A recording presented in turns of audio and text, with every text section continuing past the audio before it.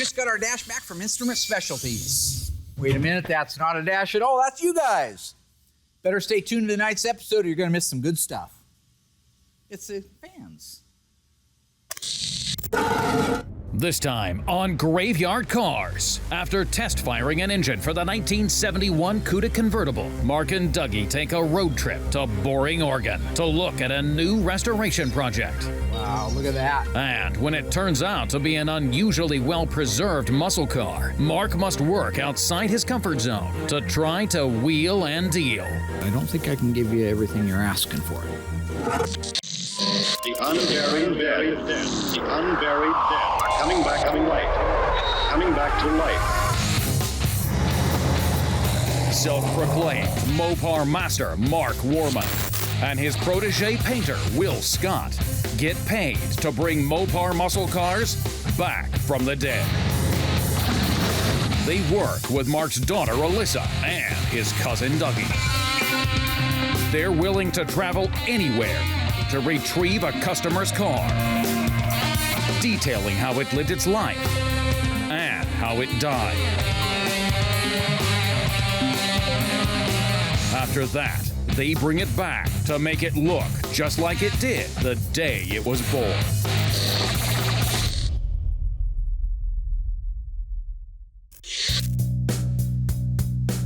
Curious George is installing the trunk floor pan in a 1 of 350 1970 GTX 444 speed. Now I'm going to slide the trunk floor in place. I've already prepped out the bottom, put on the brackets. Because I sectioned it, I'm able to leave everything together, like the rear body panel, the lights are still in, the wheel tubs, the trunk extension still in place. Makes my job way easier. Today we're working on a 1970 GTX. It is a very rare car for the case of most of the cars I get in the shop are rusted, the metal's gone, it's garbage. I put a ton of time into them. This car, I only have to replace the trunk floor. I've already cut out the trunk floor as you see, and I drilled out most of the welds, and I've cut out my new piece so I can put it in the placement. This is my brand new floor, the rest of it right here, and here's my old trunk floor. I went through already and I prepped out the rails. I put some undercoating so they will not rust in the future after I put the new floor in. My trunk extensions are beautiful. My reinforcement's beautiful. This is a very nice car. Honestly, it's a major win for me because the less time I have to put into this car. It's like a glove. Clamp down here. All right, now I'm gonna pull down the rest of the floor and I'm going to lock it into place to the wheel tubs. I'm doing all this so I know that it's exactly where I want it. It's right where the manufacturer put it the very first time. And it makes my job a lot easier.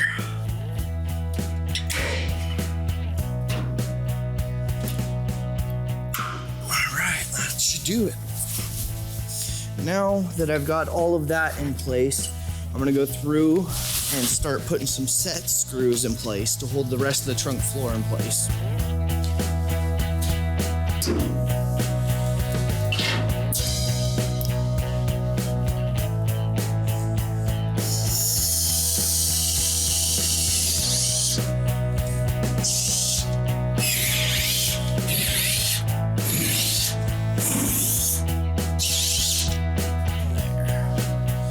Now, with me putting all the set screws in place, I'm fairly confident this is exactly where I want it. So now I can proceed on to start to welding it in place. All my gaps look good, everything lines up. As you can see, the trunk extension matches the trunk height.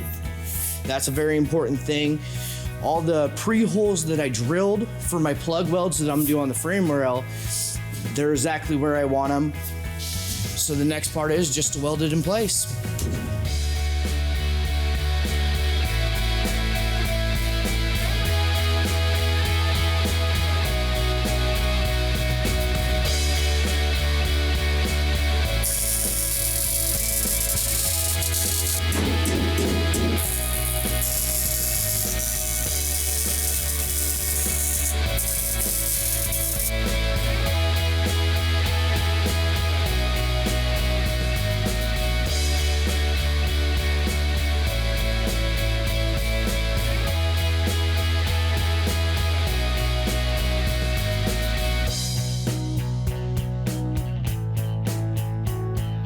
I just finished up tacking the whole entire floor in place, so my floor's got less chance of moving around.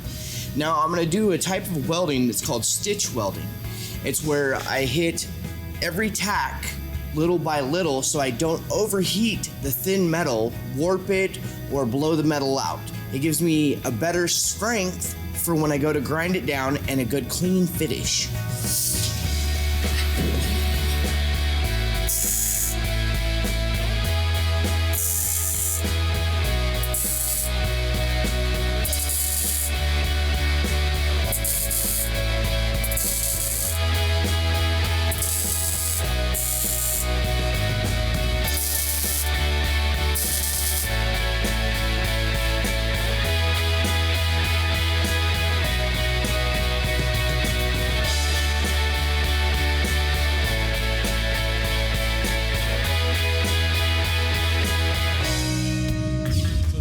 Finally come.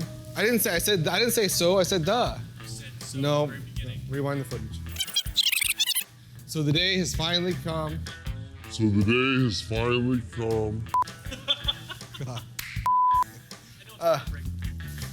day is finally here. We are finally getting ready to shoot our gorgeous EV2 Dodge Daytona. This Daytona has been with Graveyard Carz for several years. The owner opted for a full restoration, despite the Daytona being in great condition for its age.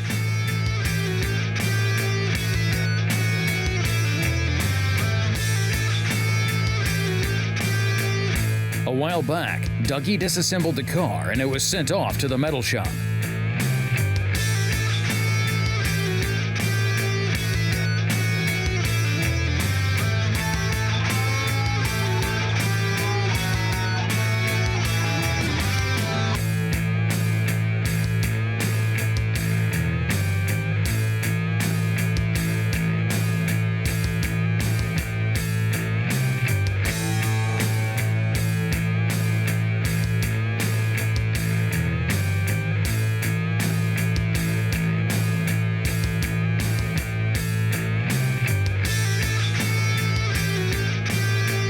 The last time we checked in on the Daytona, Will had finished the primer, and now it's ready for its pre-paint.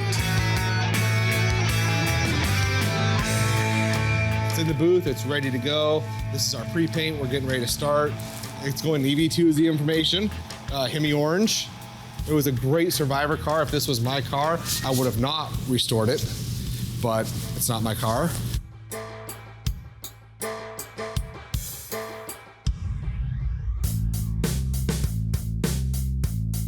Our 1971 Cuda convertible, 340, 3-speed manual transmission. It is in the assembly shop waiting to go together. One of the first things that we're gonna do is get it mobile. To get it mobile, we need that 340 that Cousin Dougie's standing over the top of right now running. The 1971 Cuda 340 convertible has also been at the graveyard for a few years. So far, it's received extensive body work. Despite its condition, this is a super rare and desirable numbers-matching car.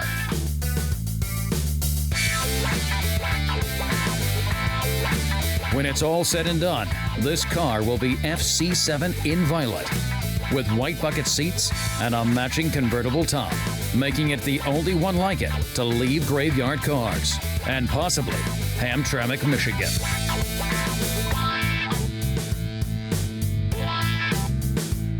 This is exciting. It's our first fire up, right, Cousin Dougie? Yeah. Yeah, Cousin Dougie, my friend. He had a 340 and a little 70 Barracuda. Couldn't wait to blow it up. He blew up 2 318s, 2 340s. You retired more engines than the EPA. Yeah. Man, that guy was on it. Anyway, Dougie, are you ready to fire that bad boy up? I am. How many cubic inches is it? 340 cubic inches. That's right. What year is it? 71. And what's it going in? 71 Cuda. Right on. Convertible, right? You got it. And 4-speed, pistol grip 4-speed? That might be a 3-speed. It's a 3-speed. My boy Yeah. ain't getting nothing past it. You're fresh in from up there, ain't you? Uh-huh. Oh, please keep him with me long enough to run the engine. Okay, we're ready to go. Okay, the very next step in putting the car back together is welding the taillight panel to the trunk floor. When I took this apart, I took it apart very carefully so I didn't mess up any of the other metal and destroy it and have to replace it. By doing that, I'm able to use my spot welder from AIM, and it'll give it that OEM look again.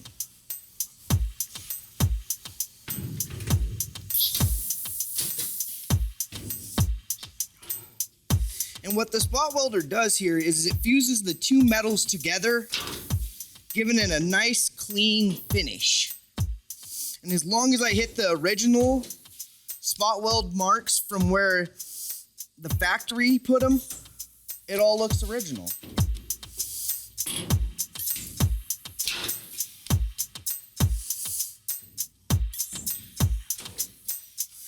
She is a heavy beast, but it gets the job done and the panels stay together permanently.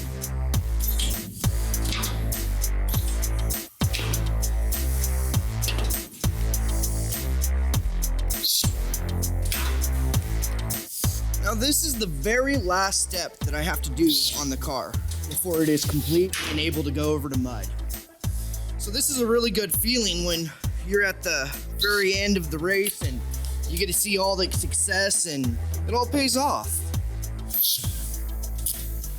It's nice to have a car that you didn't have to put a month into, 2 months into.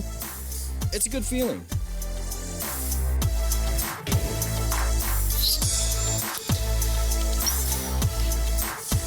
Now, ladies and gentlemen, that is it. This car is finished and ready to go over to mud.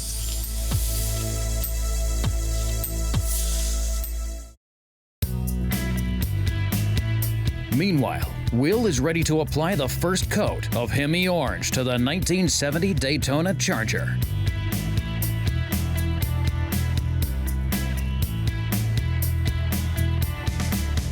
The car was really clean when it came back from the dipper. We just had a couple little things to address. Yeah, it was just, now that thinking back on it, it was just solid from the get-go.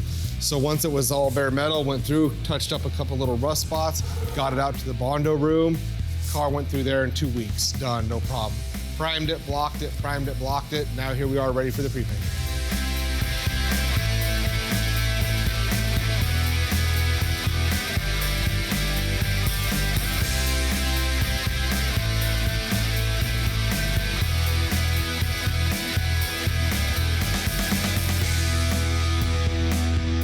Are you ready to fire it up? Yes. Just so everybody knows, this engine has never been ran. It probably won't run now. But what we do is real at Graveyard Carz. You don't get it all fired up and everything, and then we bring the cameras in and say, oh, look how great we are. Whatever mistakes we have, it's what we have. If it starts up, we got lucky. Are you ready? I'm ready. Why don't we turn some ignition on? Okay, we have lights. Have you give it, let's just see if it cranks over like it's supposed to. Okay. Is it in gear or in neutral? Should be a neutral. Okay. Unless Did you already somebody- fill the gearbox? Somebody's been, no, it's in neutral. Okay. And I filled the gearbox. Stay tuned. Will begins the jamming and paint prep for a 1970 Cuda 340 that's going Panther pink. And Mark takes a road trip to Boring, Oregon to purchase a new restoration that may turn out to be a diamond in the rough. Now that's about as pure as I've seen one. I gotta see this thing outside.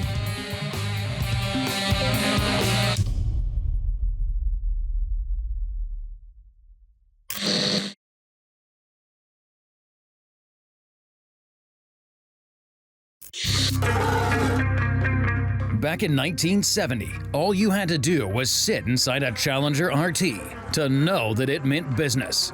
Gauges for everything you could think of, and more room for passengers than any other pony car of the time. The standard engine was a 335 horsepower, 383 4-barrel Magnum, hooked up with a full synchronized 3-speed stick and 470/14 white raised letter tires. Optionally, if you were a performance nut, you could get the 440 Magnum 440 6-pack or the 426 Hemi. Over the years, due to their low production numbers as well as their low survivability, any Challenger has become worth a substantial amount of money, making the 1970 Challenger RT our corpse of the week.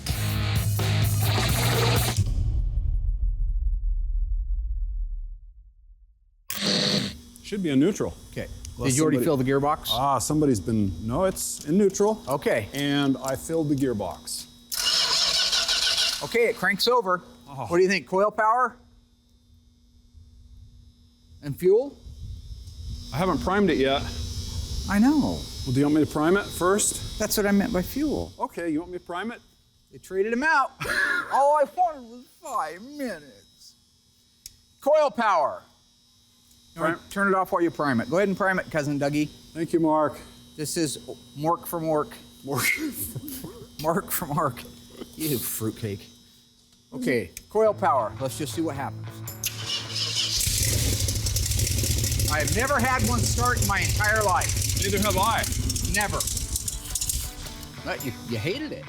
I cannot believe that actually started. I can't either. More primer fuel? Yes. Maybe it likes fuel. That's weird. Yeah, it is. That means it's gonna explode and blow one of my kneecaps off. Everybody stand back.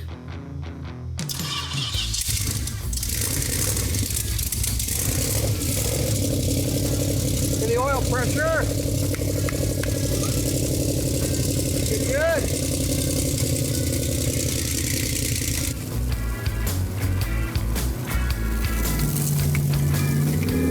Good, huh?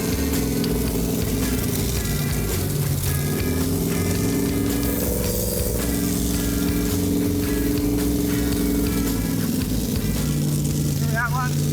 Big Jagger. Start me up. Did it have a dance? No. Dance nothing. All with your hand. Use the seat. Then you go in here like this.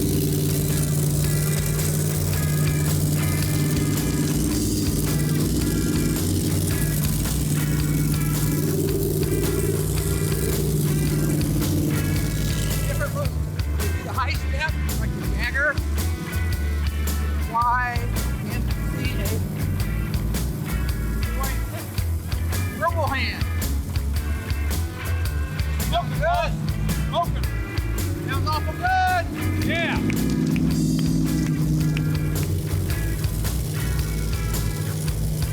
Get low. I'm getting back. I'm gonna button it up. Okay, it's been run long enough now to break in the cam. We have 0 leaks. Good job. Yeah. Come on in, come Oh, on hi. in, Dougie. Yeah, hey. Hi, Mark. This is Cousin Dougie. He works on engines with me. He's from another planet, another solar system. So anyway, he's a good mechanic. Up there, they got him working on all the spaceships. He has a dog named Astro. Spec. No, Astro. Astro, that's right. Yeah. He got a little treadmill. Him and Astro run together on the treadmill. It's kind of fun. Got that new microwave setup up there and all that. Yeah, Right? a new one. Well, while he's here, he's working on Mopars. He did a good job. Now that we got it running and we know we're out of the woods, we'll shut it off, let it cool down, move it inside, get it put back over on an install cart. Now we can install the drivetrain in our Cuda.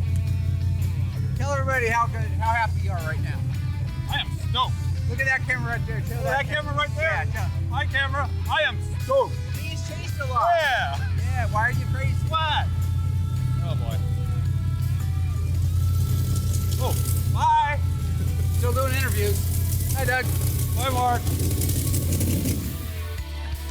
Good job. You got it. I'm going to go inside and let everybody know that we are ready to install a drivetrain. That's going to be cool. I cannot wait to see that car.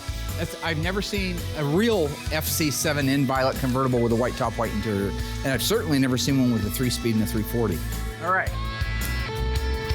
Yeah. I call this the walk out of frame.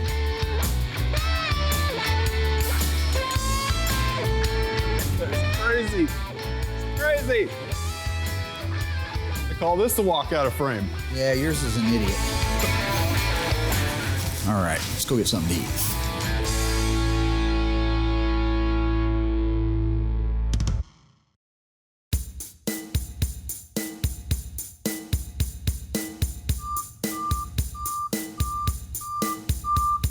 All right, so Doug and I took off early this morning from our beautiful town of Springfield, Oregon, and we just landed in Boring, Oregon. Believe it or not, there is a Boring, Oregon. That's its title. A few days ago, I got a phone call from a gentleman named Bob, and when we were talking, he says he's got a 71 Dodge Super Bee, that he had bought brand new when he was in the service, when he was in the Navy. Still has it today. Had some blemishes on it because apparently a barn had fallen in on it. That's okay, it happens. And so we're here to look at the car today and see if it's something we want to buy and bring back to Graveyard Cars and bring back to life. So, are you ready? Uh-huh. Let's go check it out. That looks like Super B Bob. Oh, how you doing? Good, Bob, how are you? Okay. Well, you gave us a good day to come up, my friend. Well, my name's Bob. I bought the Super B when I was in the Navy in 1971. And it's been a good car. I got only 29,000 miles on it. Well, I started driving a truck for a living, and I didn't have time to drive the car. I called up Mark at Graveyard Cars and told him about it. He said, well, I'll come up and look at it. So here we are. How you doing, Mark? Nice to meet you. This is Cousin Dougie. Hi, Dougie. Good morning, Bob. How's it going? Going good. Good. Yeah, what a beautiful day. Yeah. Super B Bob, What huh? are you doing hiding out in boring Oregon? Oh, just found this place and moved out of Gresham and came over here. You were in Gresham before? Yeah. It's a neat little town. Pretty small still, though. Right. So you bought a 71 Super B, brand new when you were in the service. Right. I was in the Navy. Oh my gosh. Bought it over in Italy. And they had it made in Detroit and then shipped down to Indianapolis. Went up, picked it up in Indianapolis. Oh my gosh, and here it is in Boring, Oregon. Yeah. I see you got an old Ford in front of what looks to be the trunk lid of a Super B. Yeah. What do you think about having a look? Okay. I'm excited. This is Yeah. awesome, actually. Yeah. You don't get that call very often. Hey, I got a 71 Super B I brought brand new and I want to sell it. Yeah. You just don't, I mean, if you do, they're usually restored cars or something. and, Right. you know, I don't do that because I do the restoration. Right. So let's go look.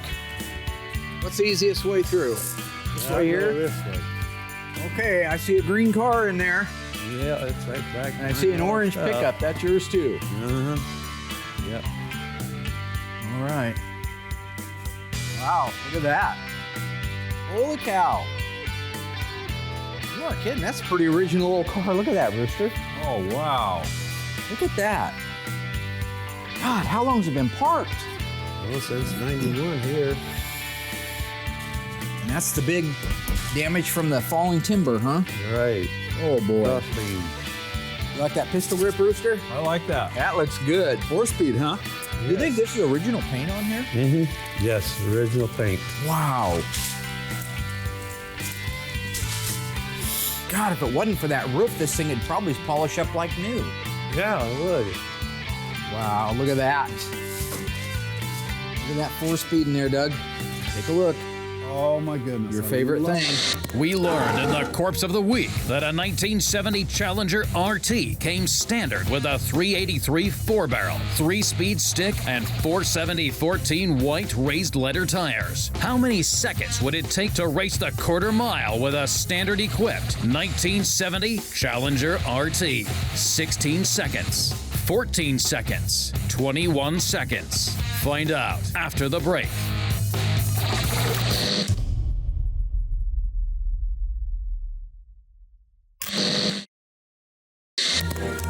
So, in a 1970 Challenger RT with a 383 4-barrel, 3-speed stick, and 470 14 white raised leather tires, how fast could you race the quarter mile? The answer is 14 seconds. And if you were an experienced driver and upgraded that 1970 Challenger RT to a 440 6-pack, you could do a quarter in the 13s.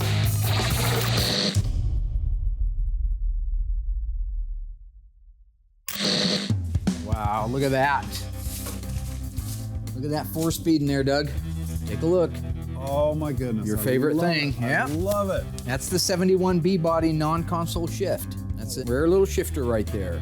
I don't see a lot of frills. No air conditioning, no power windows. So I bought this 1971 Super B in Naples, Italy, and I got back to ship and I said, what the hell did I do? But, you know, I enjoyed it. You know, got the girls and stuff back in. Other than that, Yeah, I just want somebody to restore it. I just don't want to take it to the junkyard, you know. But that's the way it is. Interior's pretty nice, huh? It's amazing. Seats are all 29,000 intact. original miles. Unbelievable. Original trunk mat, spare tire, original jack. Those are the two beauty rings that are missing on the flat side here. Mm-hmm. That's the kind of DNA you can't fake. It is what it is. These have been replaced, but that spares an original white wall. I hate to ask this, Bob, but I like the car, and I'd like to probably talk with you about buying it. But can we get it outside so I could see it a little better? Oh, yeah. If I put air in the tires, we brought an air tank with us. Oh, okay. That sounds good. Look at that. Ooh. Now that's about as pure as I've seen one. Original clips in place that hold all the underhood wiring. Date-coded voltage regulator, original ballast resistor, wiper motor, Pi 10 383 Magnum. Even has the assembly line marking on the driver's side valve cover. And it looks like it has it on the passenger side. Might have had spark plug wires. You do spark plug wires sometime in its life? Yeah. Yep. Original torsion clamps holding all the heater hoses, radiator hoses in place. I gotta see this thing outside. I gotta see it. George finished up the metal and bodywork on a 1970 340 Cuda. Now it's off to Will to get its first coat of paint.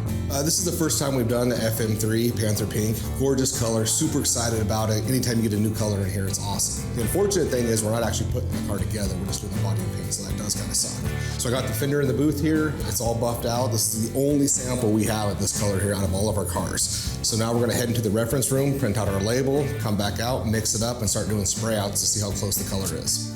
Okay, so right now we are going to start mixing up our FM3 Panther Pink, Moulin Rouge. So we type in the FM3. There it comes right up. Moulin Rouge or Panther Pink. One's Plymouth, one's Dodge. Gives you your paint code. Type in the amount that you want. So right there's everything that's in the color.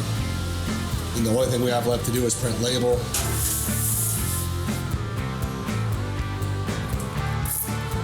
Gives us our label and exactly what it takes to make this color. This is one of my favorite colors. We haven't done it yet, so I'm super excited about this car. We're only doing the body and paint. It'd be cool to assemble this whole car, but at least we're doing this color. We have the color decks here that Mark ordered, which he spent a lot of money to get. They just come in handy on times like this. So we got 1970 Dodge, and then there's our Panther Pink. So we'll take this outside when we do our spray out. We have a fender set up so we can check it the color to that, but then we also have a nice original swatch to go off of. So we'll take this out there with us. We have our code, so we will mix it up and see what we got. Meanwhile, Mark and Dougie decide to push their potential purchase out under the sun to shed some light on anything that could be hiding out of plain sight.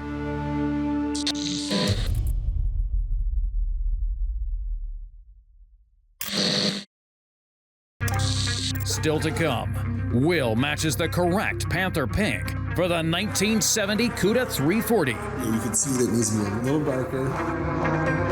And Mark finally decides if he's going to buy the car, I also don't want to go back home empty-handed. forcing him to channel his inner Mike Brewer to wheel and deal. But with the roof like that, it's got to be addressed. It just can't be ignored.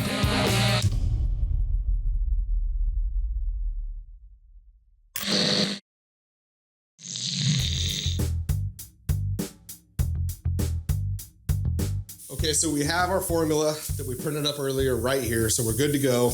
We got our scale, our cup up there. These are the 4 toners that go in this. So it's actually not a very complicated mix, or even to tint the color if it's off, it's gonna be fairly basic. For this color, we're starting with 1679. It's just a red.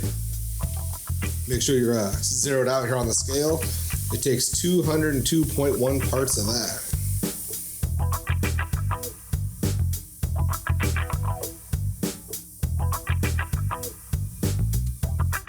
So our next color is 1692, which is also a red. It takes 171.1 parts of this.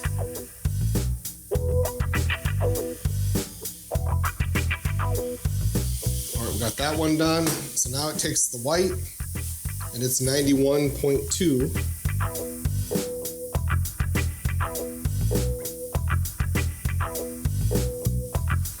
There's our white. And then the last one is a 1609, which is a violet. And it takes 34.2 of that.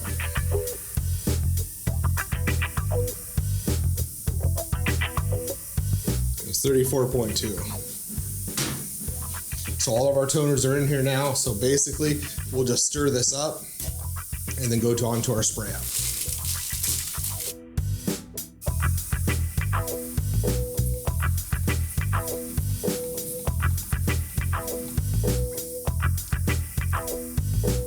All right, so now that we got our paint mixed up perfectly, I'll spray it out, get on a nice one of these spray out cards here. Once that dries, we'll compare it to the fender that we have out there and see if our color is good or if it needs to be tinted. Back in Boring, Oregon, Mark fills up the tires to push the car out in the sunlight and get a better look at what it has to offer. So right now, Doug and Bob are inside getting the Ford truck ready to move out. First thoughts on the car is it's really clean, original car. I'm really impressed with the fact that it's all original paint, that it's a 4-speed car. I mean, that's a good demographic. It sucks about the roof. If that roof wasn't like that, that car could be made into a driver really easy and be a nice driver, right? 29,000 miles. But with the roof, you have to address it. You can't just bump it out or rough it out or say, oh, I'm gonna jack it up and it'll look okay. You gotta fix the roof.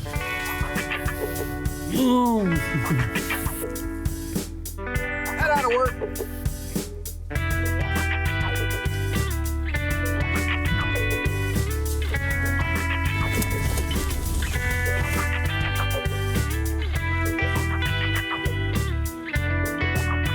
Hate it.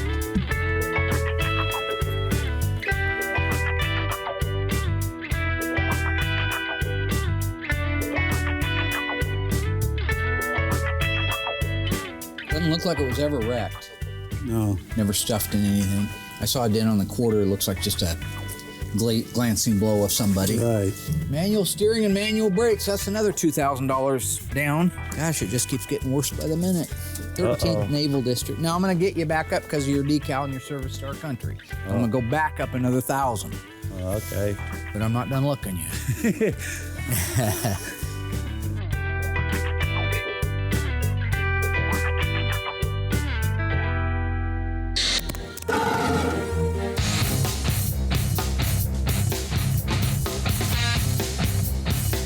We learned in the Corpse of the Week that the 1970 Challenger wasn't produced in large quantities, and very few have survived over the years. True or false?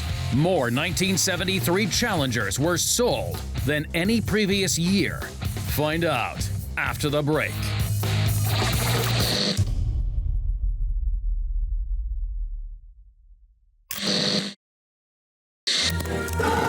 Dodge sold more 1973 Challengers than any previous year. Was it true or false?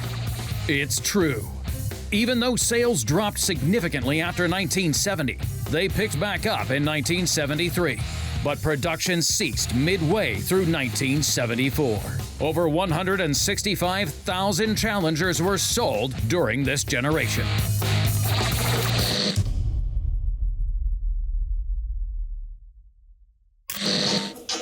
Did you have mufflers put on it at some point? Yes, I think I did. Yeah.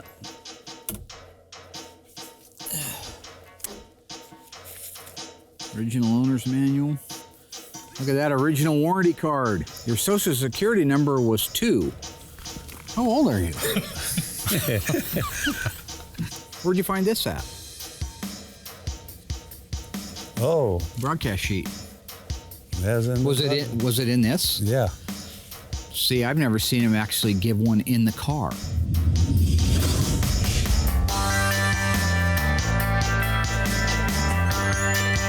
So where we left off, we were getting ready to do the spray outs. I've already done them because it does take time for the clear coat to dry. So these have sat for a couple hours. And it's what I did was to kind of give you guys an explanation, like make it a little bit clearer on where we're at with all this. Right here we have the standard. This is straight out of the can, mixed up, ready to go. Hasn't been tinted or anything. So if you take this up to your fender you can see that it needs to be a little darker, not much, just a little bit darker and a little more purple. So because we've been doing this for so long, we already know, what it needs. So I went ahead and did a second spray out, and it has a purple in it. It needed to be, just like I said, a hair darker, a little more purple, not too much. I put a few drops of that, and then we got a pretty good match. The pink that's on the fender is really, really thin. So if you really look into it, you can kind of see it's transparent underneath there. So I could make this darker to match, but I know it wouldn't be quite factory. So I just darkened it up just a little bit, kind of split the difference between what this fender is and what I had on the original to come up with the correct color. So we also had 2 reds in there. Like I said, we've been doing this a long time, so we know it doesn't need it. But just to show you guys at home, if you pick the wrong color, you really need to pay attention to what you're doing. Because this one, I added just a little bit of red to, and it totally changes it the wrong way. And then here's the last one. We didn't add any white to it and spray that out because obviously when it's pink and you put white in, it's not even worth doing. It's just really gonna milk it out. But that's what with the other red added to it.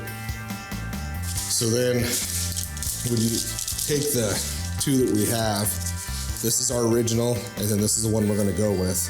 It darkened it up a little bit, but not too much. So then now that we have all that done, I will order the paint, tell them exactly what I did to make that right. Then they'll send me a few gallons of the color. They'll tint it themselves, so when I get it, it's ready to go. But at this point, we can go ahead and start doing all of our jam work and getting our parts and pieces done, so that way the body man can install it. The broadcast sheets are usually located like in the back seat, in the springs of the back seat. They'll usually have character marks down through here from the springs of the seats. That's beautiful. That's a really clean one. They're so fragile too. Gosh, you gotta be careful with them. So I think that's awesome. That's cool. Well, Bob, I'd like to have the old car. Okay. That's the good news. The bad news is I don't think I can give you everything you're asking for. Whoa. I know. It's crazy talk. I don't think we're miles apart. Hope not. But I think we're to find you. But I also don't want to go back home empty-handed. Okay.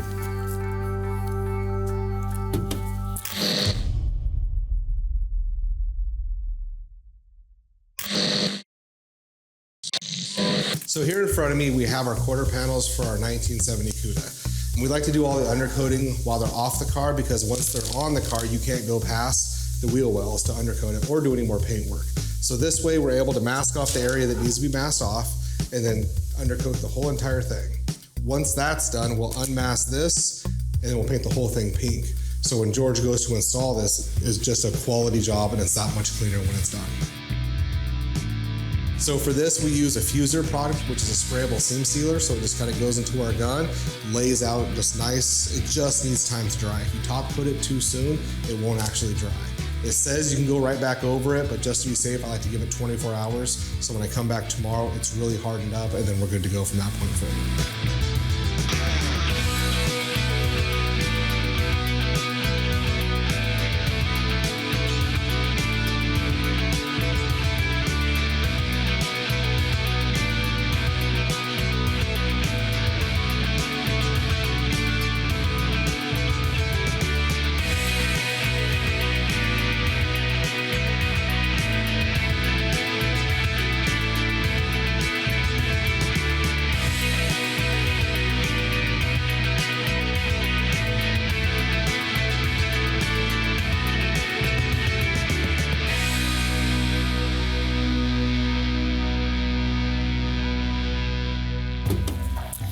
If you'll let me load it up for $5,000, I'll buy it right now. If you can't let it go for $5,000, I'll help you push it back inside. How about 6?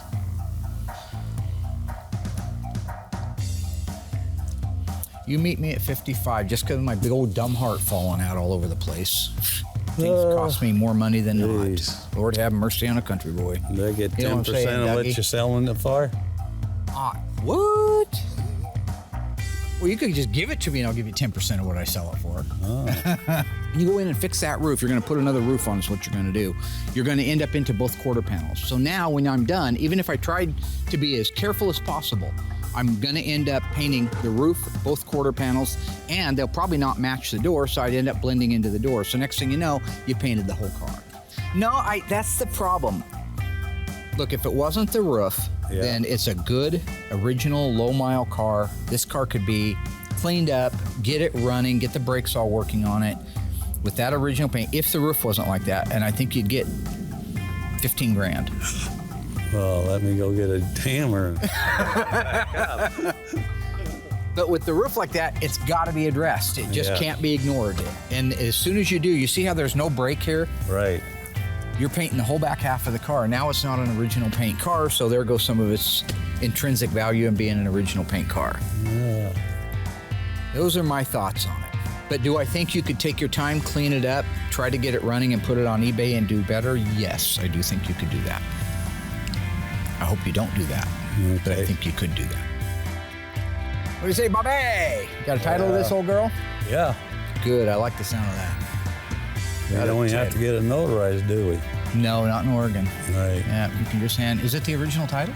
Right, yeah. Oh, hell, it just went up again, didn't it? Yeah. It's the original title. That's paperwork, man. Yeah. You have to at least get some more peanuts for that. I got peanuts in there. Okay, you brought the peanuts, but it doesn't matter who brought the peanuts. Yeah. Push her in or tow her home. What do you want to do, boss? Yeah, I like to see it get restored and everything. So I'll take the 55 and a jacket. I didn't bring one, but I will be happy to send you one. Okay, send me a jacket. Now, this is a Moon Ice, so you can't have one like that. I only got one, but you want a Graveyard Carz jacket. Right. An extra large. Mm-hmm. I will do that for you. Okay. Okay. Give me a handshaker. Go in there, huh? All right, let's load this mother bear up. What do you think? You want to get the title? I'll go get the cash. You guys start loading this car up. Sound good? Yeah. All right. Sounds good. Well, I can tell you somebody's going to have a nice car someday. They're going to have to step up and have it restored, but I think that's a good one to do. I think that's a good one to do.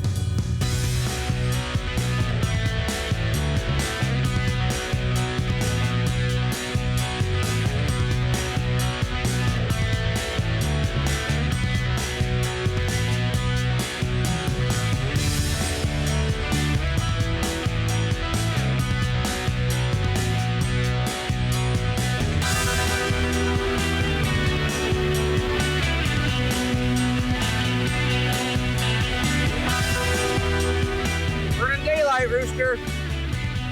Burning daylight. Yeah. Right. Let's not stop for any mannequins or anything. Bye, Bobby! Bye-bye.